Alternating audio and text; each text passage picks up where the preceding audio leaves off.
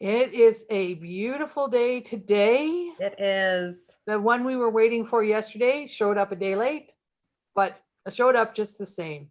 A day early and a day late. Because I don't Okay. think Friday was supposed to be as nice as what it was. Okay. Okay. I don't know. It was gorgeous Friday. I loved it Friday. And I'm loving it today too, to be honest. There's something about the sun. Like as soon as the sun starts to shine, it's like best thing ever, you know? Absolutely. Absolutely. Day late, but it showed up just the same. A day early. Sorry, I just finally found our live video. And today joining us, we have Sharon as well. Princess Sharon, welcome to the call. Thanks, guys. I'm really I guess glad that you invited me. Well, that's good. Glad that you're glad. Glad that you're glad. It's a weekend that the three of us would have spent together, and it just seemed like you needed to be here for one of these lives because you would be our front person talking to all the people at the show. So here you are. It kind of now that the three of us are here, it kind of makes me feel like really sad that we didn't get to do that show. I am sad that we didn't get to do that show. Yeah. So, I mean, it's a great show and it's been fun. And you can't hear any of us, Lorraine? Can anybody else hear us? I guess they wouldn't know if they can't hear us. But if our lips are moving, right? Well, I don't know what to do because I haven't done anything different than. Yeah. Okay, so other people are hearing us. So Lorraine might just need to turn her volume up or something. Yeah, Lorraine, check to see if you've got us muted. Maybe you did that by clicking something when you came on. I'm not sure. It's always hard to know with technology, like what the problem is. But I'm glad that some people are able to hear us. That's kind of, I guess, the important part. Maybe Lorraine, you can come back on later, or all right. Who knows? All right, so other people can hear us as well. So what we were saying was we're welcoming Sharon to join us today. She's our front person at the show, and she didn't get to come play with us at the show this year either. So we just felt like she should be a part of at least one of these chats today, so that everybody can see her lovely face and we can just our Princess Sharon. Yeah, our princess. I'm not really sure how you got that title. Did you give that to yourself? No, I believe it was Catherine that gave me the title. Because for some reason, you've embraced it really well, though. Oh yes, I think there's been people all through my life that have kind of given me that name, and I laugh every time somebody says it, and I don't know what it is. Like what? I don't know. Am I a good delegator? Maybe you're just regal. I believe it was I believe it happened at Kittapalooza, and we had been chatting about something, and I don't even remember what it was that we had been chatting about, but I was like, okay, princess. And then you said, everybody calls me princess. And I went, so princess it is. And it's just sort of stuck, and it's very fitting, honestly. Yes. Last year when we did the cruise, we ended up being on the princess boat. Yeah, it keeps showing up, right?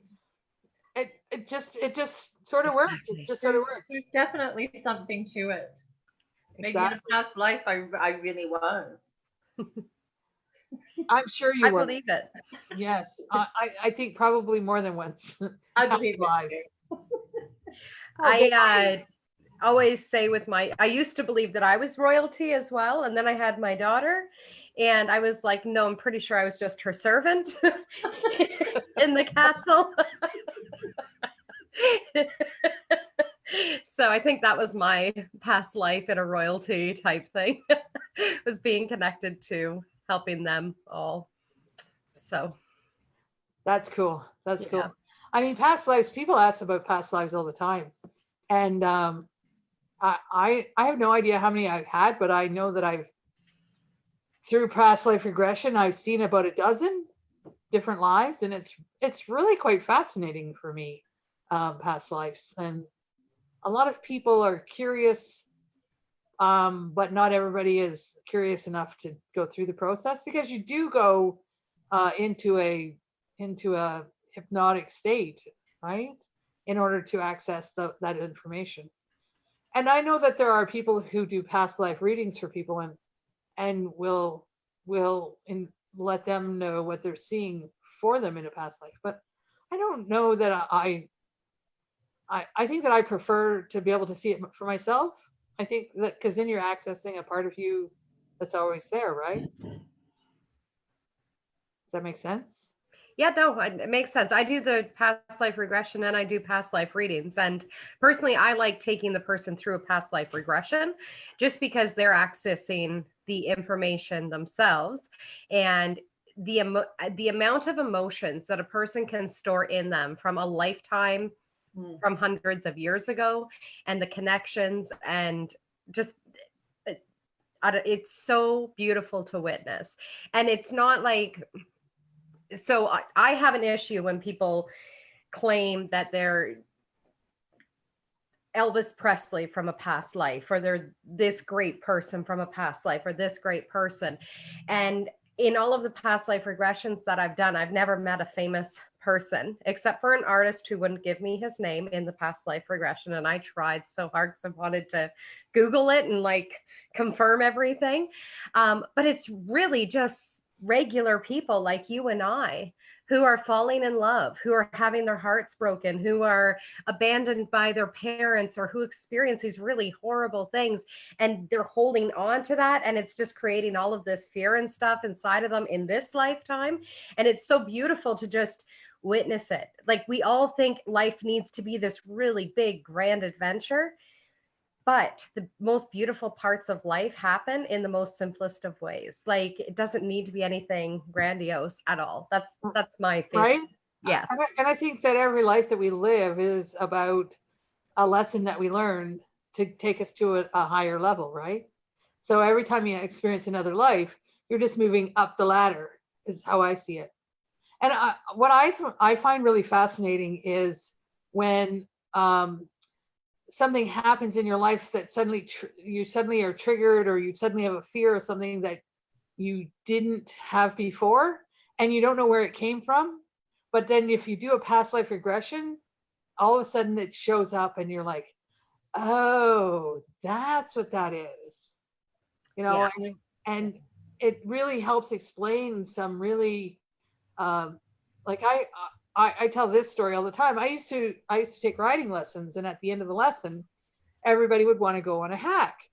And so they would, and if you don't know what a hack is, it's like we go through the fields to cool the horses down. I guess I should probably say that for people who don't know. And so we get to the end of the lesson, and everybody say, let's go for a hack. And everybody say yes. And I would get to the edge of the field, and I would just stop. And I could not take that horse through the field. And I had no reason for not doing it. I had just been jumping fences with my horse, right? I was doing 3, 6, 3, 9. I wasn't like just trotting over poles. I was jumping. So the fact that I would get to the edge of the field and not be able to go further I couldn't understand it, but I could not. I would get there and I would say, I'm going back to the barn. And I would go back to the barn, and I'd cool the horse down at the barn, and they would go off and have this nice little ride at the end of the lesson, cooling them off in the field. And I couldn't do it. And then I had a couple of past life regressions, and it wasn't the very first one, but it was probably the second or third time I had one. And I was a man in that life, and I was a bit of a son of a bitch, just saying. I didn't treat people very well, and I was sitting on a horse, Harsh? sort of like in a town center, and I was shot through the back, and that's how I died. And that's where I recognized the fear of being out in the open came from. And as soon as I was able to address that, the whole thing changed. And so I was able to move through that fear because of experiencing it through a past life. So that's kind of interesting thing about past life is you can go back and you can address the things that happen. And it's usually connected to how you died or when you died. So sometimes it'll happen like suddenly you're 30 and you're afraid of water. And it could be when you were 30 you drowned, right? Yeah. So Lorraine is asking, I've heard that if you have a birthmark, that it was a wound from a past life. Any truth to this? That's what I've heard. I know I have a birthmark on my leg. So I don't know if I lost a leg in a past lifetime. I've gone through probably 15 to 20 lifetimes so far, and I haven't witnessed one where I've lost a leg. So I don't know. Or been wounded. Your leg has been wounded? Yeah, nothing to do with my legs. So yeah. Because I've heard that too, that birthmarks and we're actually people who, especially young children who have a birthmark and have told their parents how they got it, which has nothing to do with this life that they're in. Like it's something, Yeah. Like got shot, different things.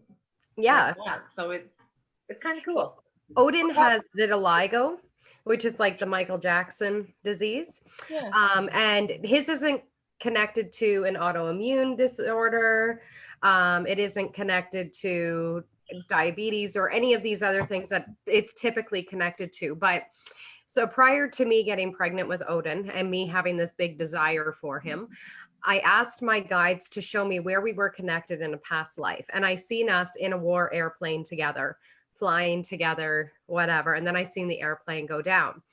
And then after Odin was born, when he was about a year and a half old, we were at the fireworks, and he started to cry because the fireworks were going off, and he was going, "Oh, the bombs in my head, the bombs in my head." Now he's a year and a half. We have not talked to him about bombs, war, anything like that. So we were like, okay, weird. It's just fireworks, bud, and tried to calm him down, but he was visibly upset about it. And then fast forward to just after Christmas. So he was 2 at this point because his birthday's in September. We were out back and there was an airplane flying overhead, but it was like an older style airplane. And I was like, "Oh, look at the airplane up there, whatever." And he started crying and saying, "The bombs in my head, the bombs in my head." And I was like, okay, interesting. And then I had the flashback to the vision that I had been given prior to getting pregnant with him about us being in war together. And then it was that summer, so he's 2.5 at this point, where we start to notice the vitiligo it's very noticeable. So he's got spots on his feet, his hands, his bum, his back, all over his body. And I looked up in my metaphysical, the metaphysical Messages from the Body. That's what it's called. It's a really big, thick book that says the emotional stuff behind it. And vitiligo is caused for war veterans after they're dealing with trauma from being in war. So those people who have PTSD from being in war. And I was like, oh, very interesting. Is this a past life carry forward? And then, well, when he was like 3.5, he says to me, and this kind of brought the whole story full circle. He said to me, "Do you remember, or do you like to jump off of things?" And I was like, "Yes, I like to jump off of things." And being his mom, I'm wondering, what the hell are you wanting to jump off of right now? But I was like, "Yeah, I like to jump off of things. Do you?" And he was like, "Yeah, I like to jump off of things." And I was like, "Okay." He's like, "Do you like to jump from really high things?" And I was like, "What are you wanting to jump from?" He goes, "Do you remember we were in the airplane and the bomb went boom and we had to jump, and then that was the end." And that was the end that he's ever talked about for any of that. So my belief is we were in a war airplane together, and he actually carried forward that trauma into this lifetime. And that's where his vitiligo comes from, because they have no medical reason for him to have it. So it's just kind of interesting. But it goes along with that idea with the birthmark thing, So. Huh. Yeah. Sorry, I totally dragged that on, but No, that's It's it's good. that does actually make sense, because I mean the birthmark is about a discoloration on the skin, right? And so is the vitiligo. thank you. So I mean that totally makes sense that it would be connected to a past life. Yeah. For sure. And then just even now that I'm saying it, because it's so sporadic all over his whole body, and it's like little bursts of white against the rest of his skin, where it's almost like that part just doesn't get tanned, like you accidentally squirted sunscreen lotion just on various places or whatever. But now that I'm thinking, if we actually exploded in the air, where would the wound be? It would be sporadic. That's true. So, yeah. That's my example, Lorraine. Yeah, Lorraine, I can't say it once. I'm certainly not saying it 3 times fast.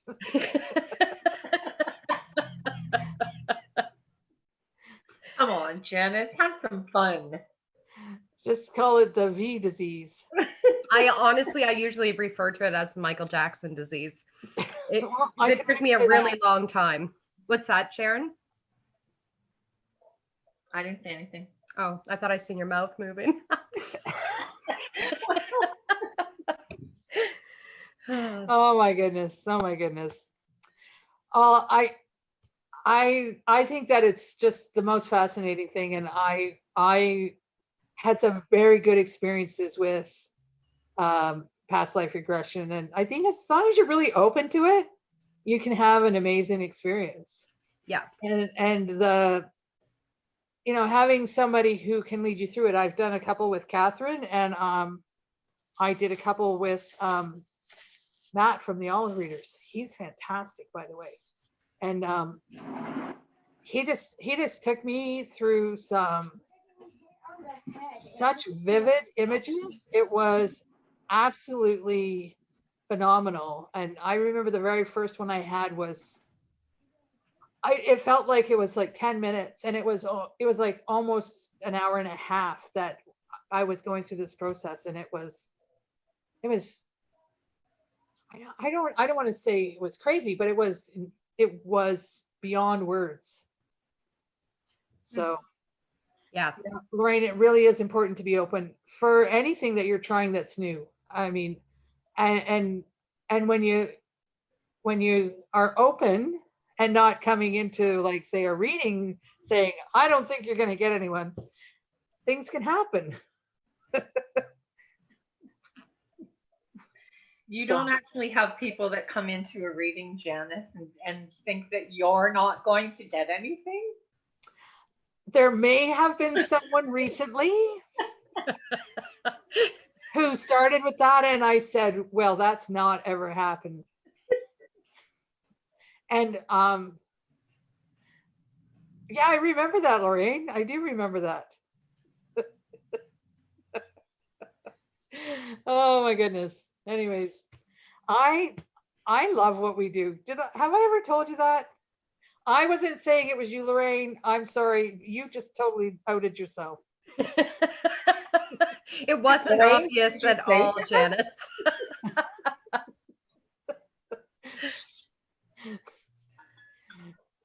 Yeah, Lorraine was not sure if anybody was coming. And because she had been at a group and nobody came. And I said to her, no, it's never happened before that somebody hasn't come. And there was a bunch of people come. So, and if we'd had more time, there would have been a bunch more. So, well, it's great that you're honest, but sometimes we don't have to admit everything. Just saying. But it was a lovely reading, just the same. So we're here on our last day of this weekend event. I feel like I want to do this again because it's just been so fun this weekend. Maybe we'll do another one later in the summer. Maybe not 3 days, but maybe a day. You don't have to commit to anything right now, Catherine. I'm like, let me see what happens because my schedule might be booked. Oh. There's lots of things I want to do now that I can't do anything. I know, right? Like how many that happens. How many of us have this long list of things now we're going to do when we're out of this? Well, yeah, we've got a list of when this is all over. That's what we call it, when this is all over. Yeah. I mean, we'll continue to do the lives on a fairly regular basis, but the reading weekend, maybe, just a day here and there once in a while. So, well, we'll see how we'll figure it out. Yes. We'll figure it out. Catherine, you posted the event live today for the Illuminate online meditation event is now up. Tickets are available for purchase. They're $49, and the event is taking place on June 14th from 9 till 4. And it's basically a day of illuminating whatever is inside of you that's wanting to come out, and connecting within and meditating and really just getting into that deeper space within yourself. So you can head over to fireflymediums.com to purchase your ticket, and you will be given a Zoom link from that. Yes, that's going to be a fun day. And really want to encourage people who are curious about meditation and maybe haven't a lot of experience to come out and spend that day with us and learn a little more about the benefits of meditation, and maybe learn a way that works a little easier for them, or figure out what doesn't work for them as far as meditation. Because I think meditation is very much an individual thing. I mean, there's like things, but I think every one of us probably has a preference to a different way of meditating. Yes? For sure. I mean, I love to do group meditations. I like to lead group meditations. I don't really like led meditations very much or very often. I really have to be in a proper frame of mind to participate and really get a benefit from it. But I also enjoy a silent meditation. So. Mm-hmm. I like silent meditations. I like silent meditations too. But recently, just because there's been things that have been coming up that I knew I needed to work on, and I've done it before in the past, but the tapping, and I call it a meditation because it makes you stop and go inside really, and look at something that is challenging you, or a pattern that keeps repeating. And I found it's like it's since we've been sequestered that I've been doing it, and I find it really helps, and I've been enjoying it. That's awesome. Yeah. And the tapping is, I've only done it once.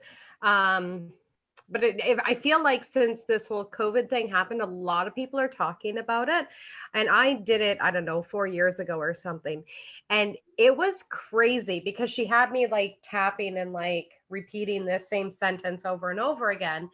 And then she would be like, and what are you feeling now? And like this old memory would be coming up. And then I'd have to tap about that. And I thought the issue was like this thing up here. But no, there was all of these other layers that were underneath it. And I'm crying and crying. And I was like, whoa, this is the craziest thing. And I haven't gone back to it since. But I don't know. I feel like the universe is kind of pointing me in a direction of tapping. So, yeah. I didn't really mean to laugh at the fact that you were crying, by the way. It just, the way you were describing it, I could just. No, it could, because like, really, were like, damn it. What are you doing going there?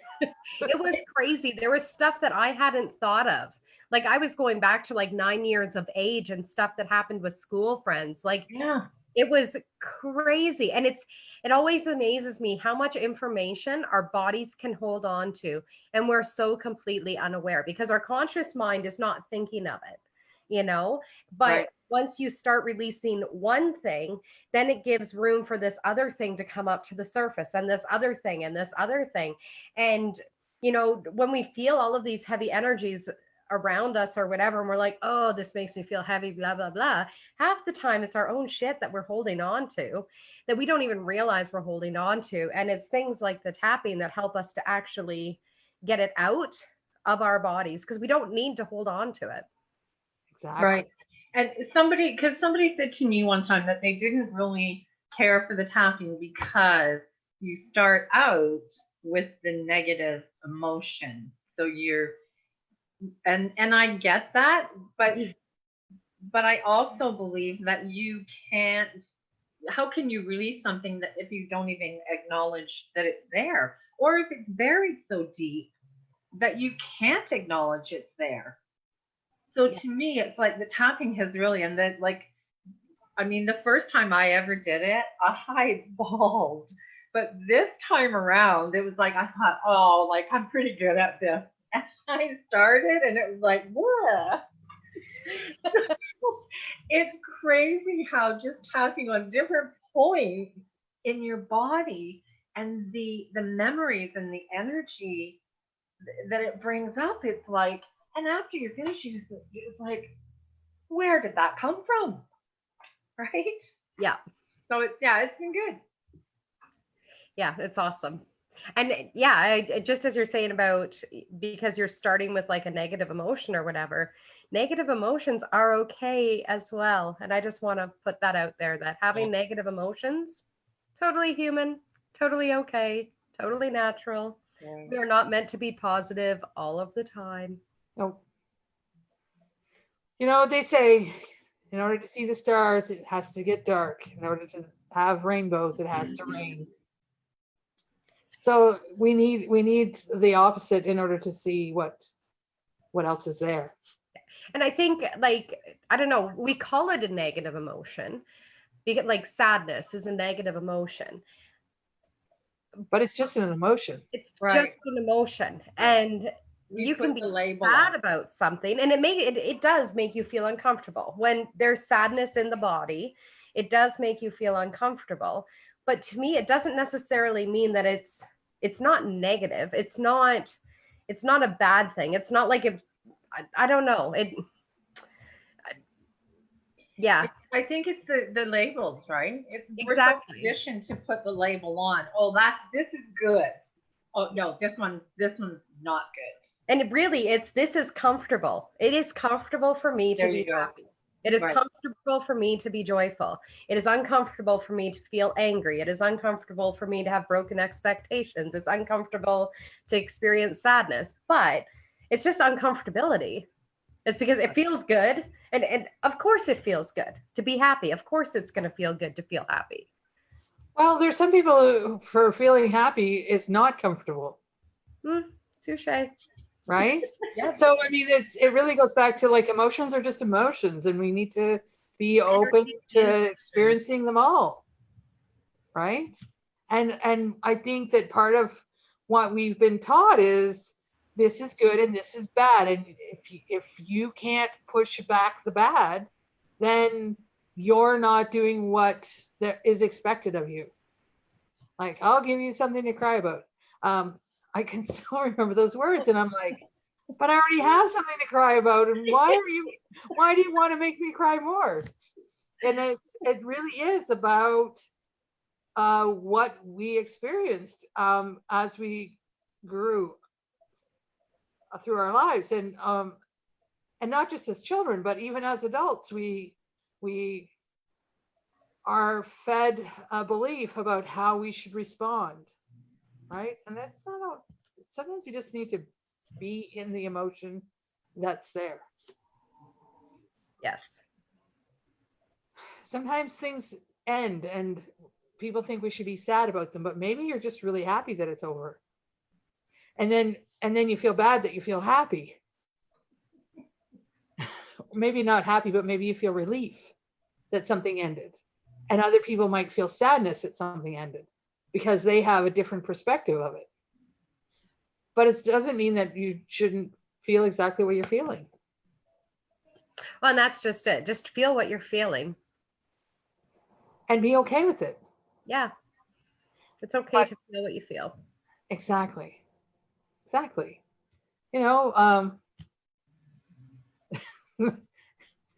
No, Lorraine, no heaven forbid. No heaven, no hell. It's just what it is. Oh dear. Yes, be in the now. And I mean, living in the present moment is hard for us to do, I think. That's a belief that it's hard. Yeah, I was just. Oh, touche. It is though, isn't it? Yeah.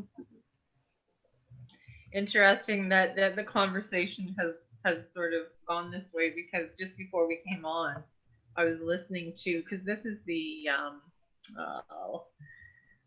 Heal Your Life Summit weekend or week, and I was just listening to a podcast of Louise Hay, and it really is like it's about our beliefs, and if you believe that this is not good, then that's what's going to show up for you, right? Yeah. And Yes. beliefs, like our beliefs, are limiting. Yeah. Or could they be freeing if we allowed ourselves to believe that anything is possible?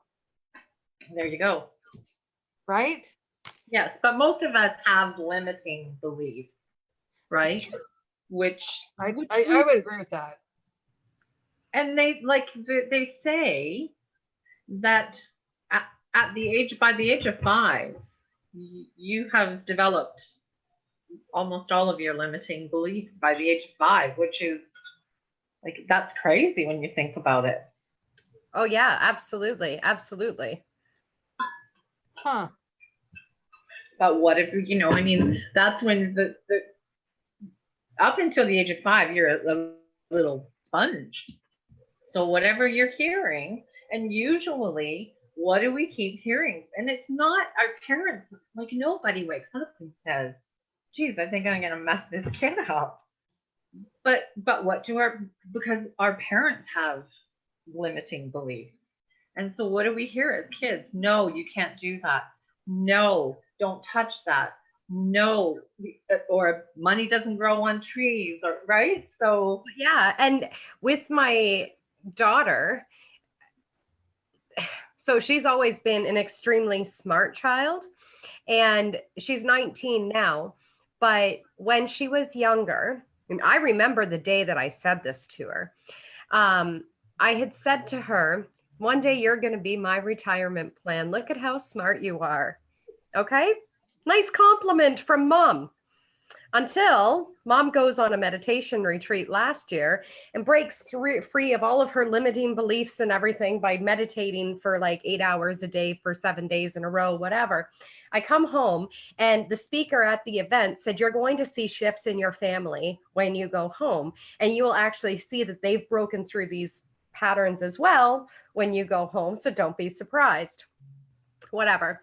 So I go home, and I was home for maybe 2 days, and my daughter looks at me and says, I think I finally understand why I didn't go to a whole lot of parties or do a whole lot of fun things while I was in high school.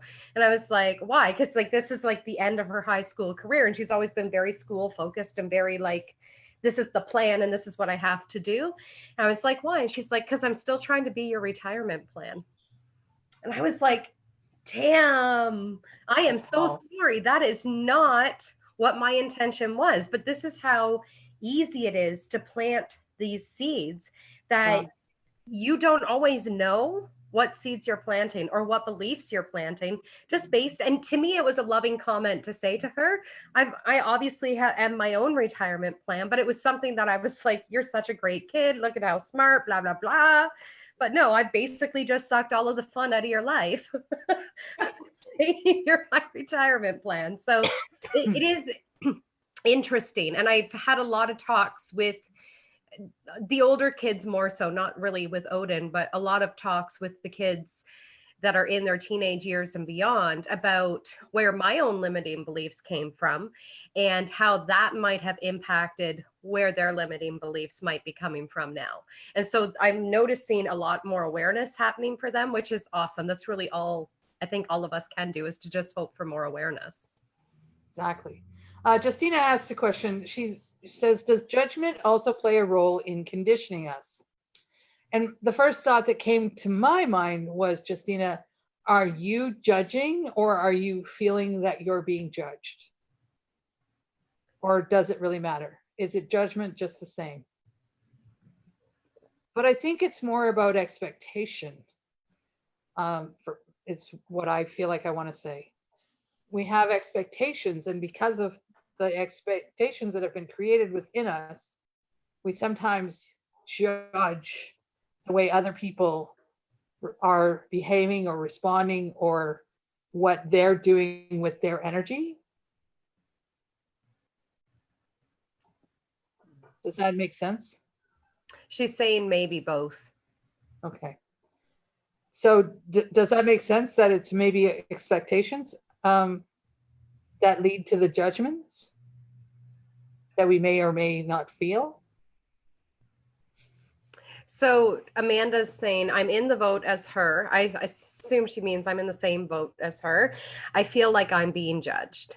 And Amanda, I would take that as you've received a lot of messaging in your life that people are either going to like you or not like you based on what it is that you're doing in any given moment. Okay, so it might have been,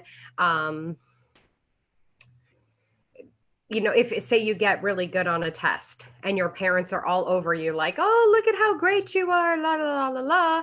And if you don't do so good on a test, that they're, where did this go wrong? And why didn't you study harder or whatever? And so this idea that everybody in the world is like this starts to play in your head. And it doesn't mean that anybody's judging you. It's just this old story. And you're almost looking for people to judge you because that's what the norm has been. Does that make sense?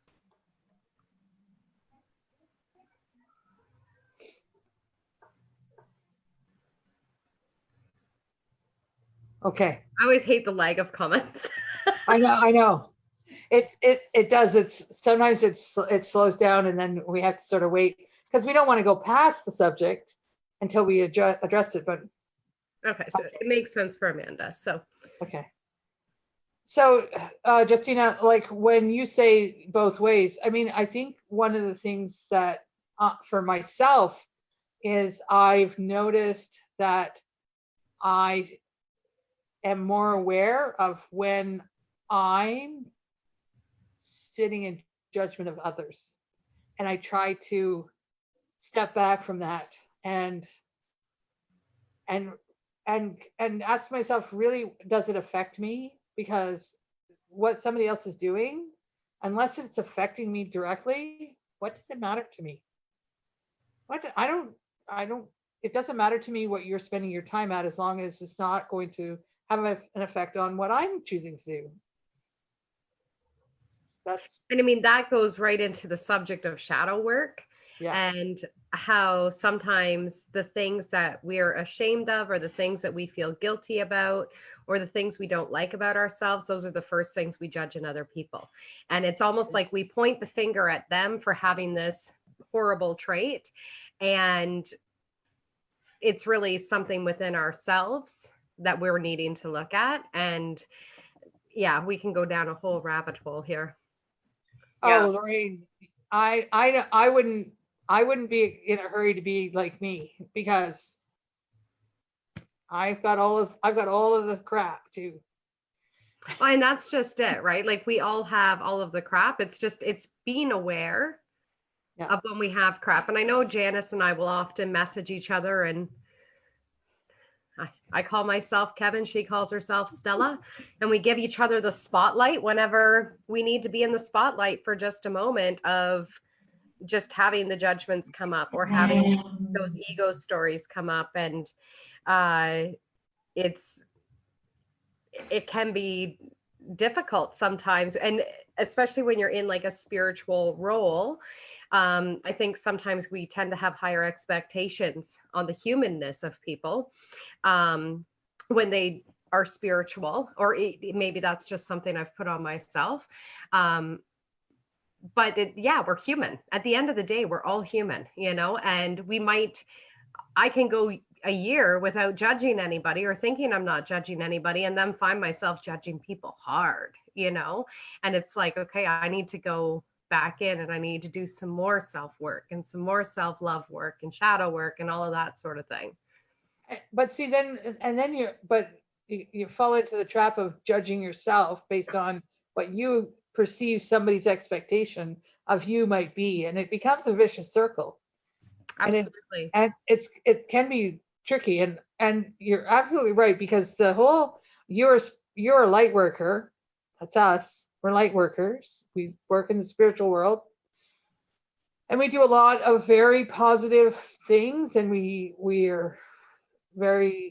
try to be very encouraging to people, and we try to not have judgment on people for what they do or don't do, because sometimes it's about what people don't do, and like, I don't go to the gym anymore, so are people judging me for that because I don't go to the gym?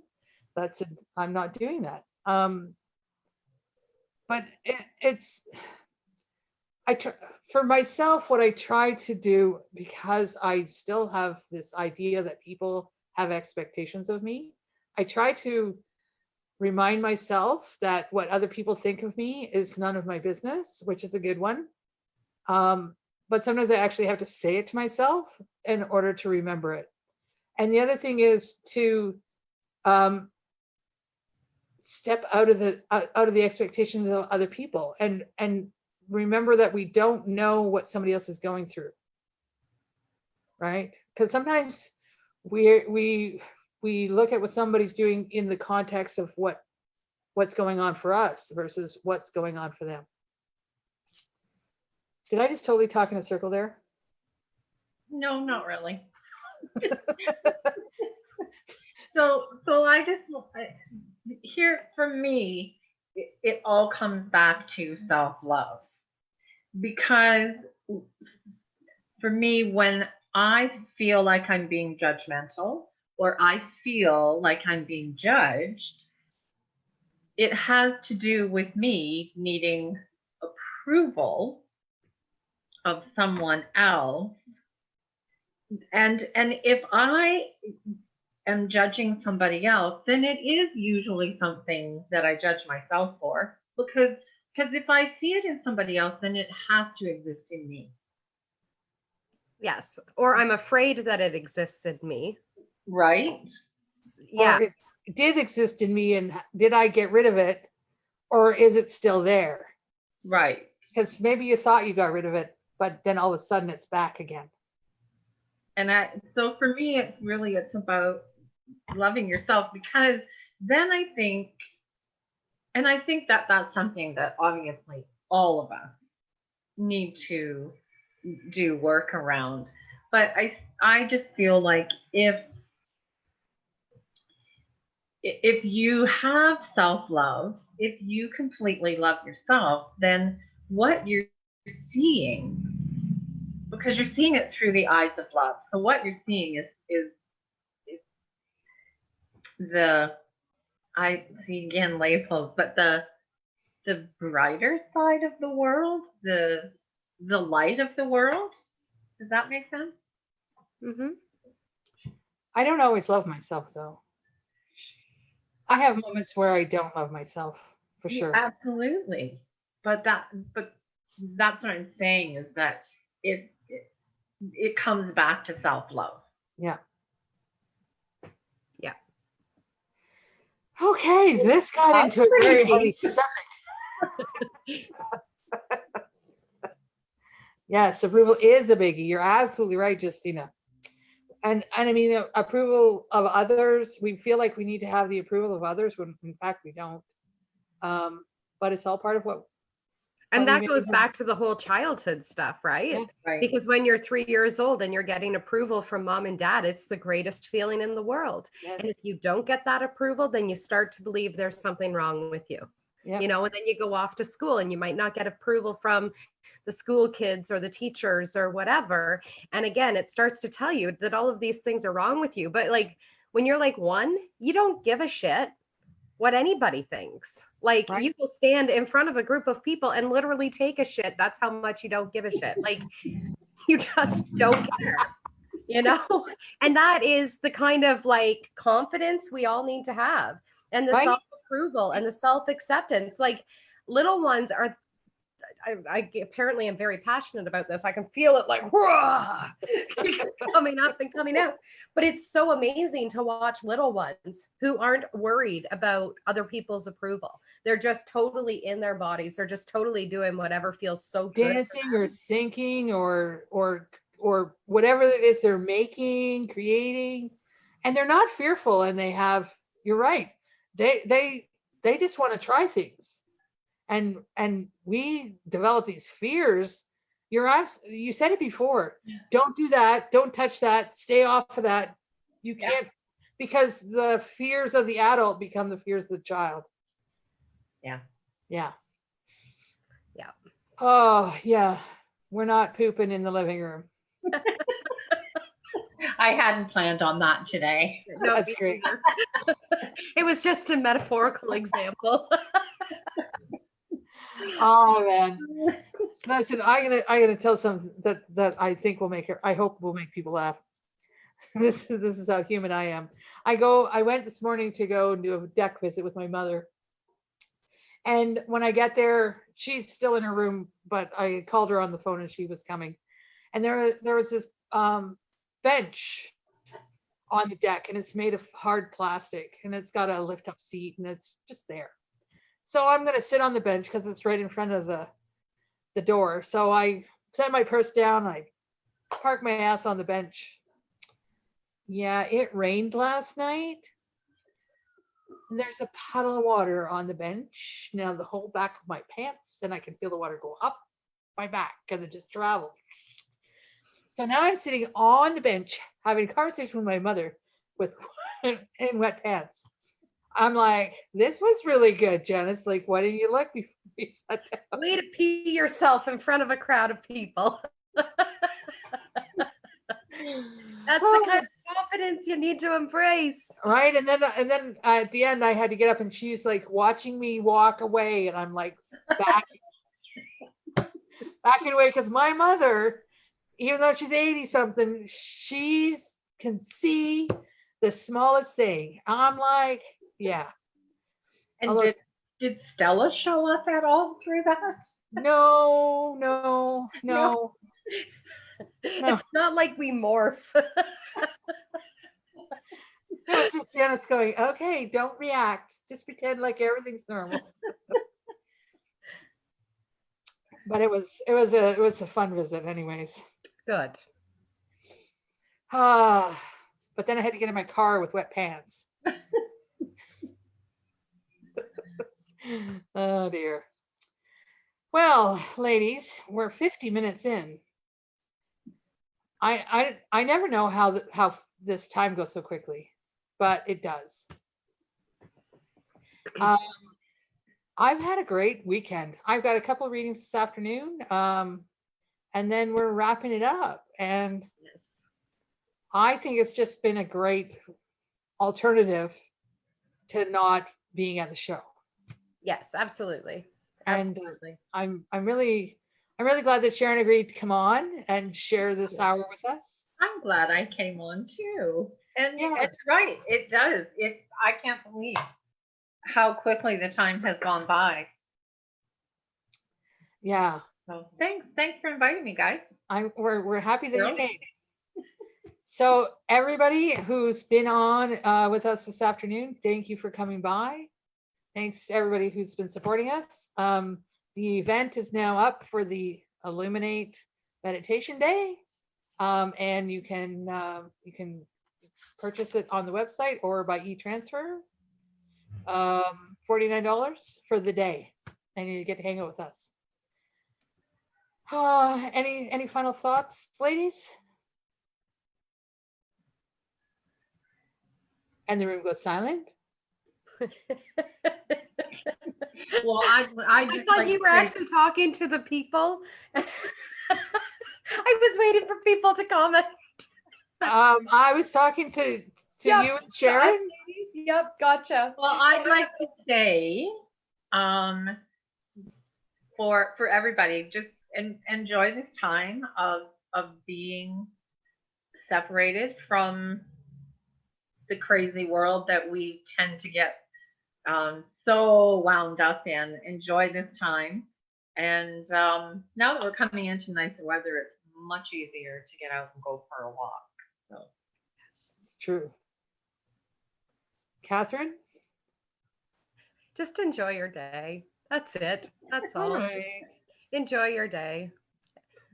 Whatever Okay. that needs to be. All right. Well, everyone, thank you for being here with us, and stay safe, stay kind, share love, and we'll see you all again. Bye, guys. bye.